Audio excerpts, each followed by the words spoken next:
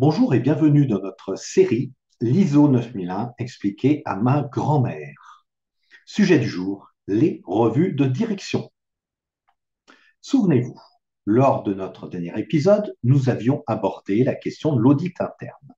Eh bien, l'audit interne n'est pas le seul point de passage obligé pour veiller à l'amélioration continue du système de management de la qualité de l'entreprise.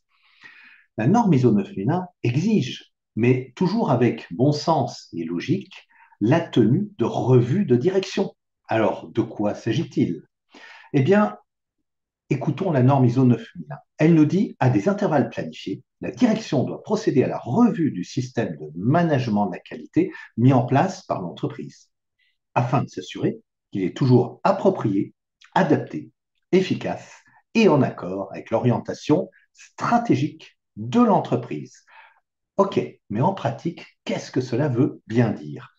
Eh bien, rappelons-nous d'abord du deuxième principe de management de la qualité qui figure dans l'introduction de la norme ISO 9001. Ce principe est leadership.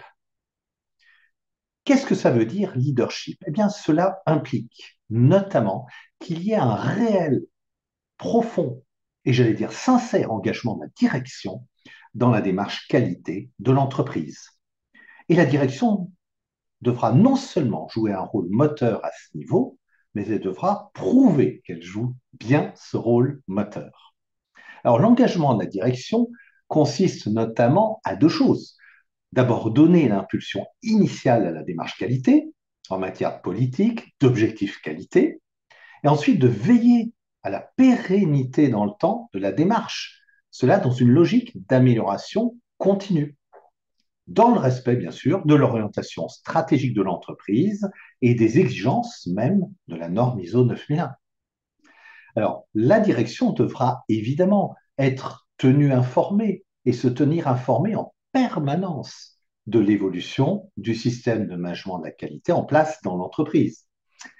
La direction devra notamment veiller à ce que les ressources nécessaires pour améliorer la qualité soient bien à disposition de l'entreprise. Donc, il peut s'agir de ressources, de moyens humains, de moyens de ressources matérielles et bien sûr de ressources financières. Donc là, vous comprenez très vite que les décisions prises à ce niveau-là relèvent essentiellement du pouvoir de la direction, surtout lorsqu'il y a des engagements budgétaires importants. Alors, quelques points sont à noter en complément. Toute revue de direction doit notamment, et toujours de manière logique, prendre en compte les informations suivantes. L'état d'avancement des actions qui ont pu être décidées lors des revues de direction précédentes, les rapports d'audit interne précédents, les documents et tableaux de suivi de la démarche qualité, par exemple, un tableau de bord d'indicateurs clés, des enquêtes de satisfaction client, etc. Les revues de direction doivent également faire l'objet d'un rapport écrit qui devra être pris en compte lors de la revue de direction suivante et ensuite ce rapport écrit devra être archivé. Rendez-vous pour le 6e épisode de notre saison 3 et là nous parlerons du grand audit, de l'audit par tierce partie, donc par un organisme accrédité.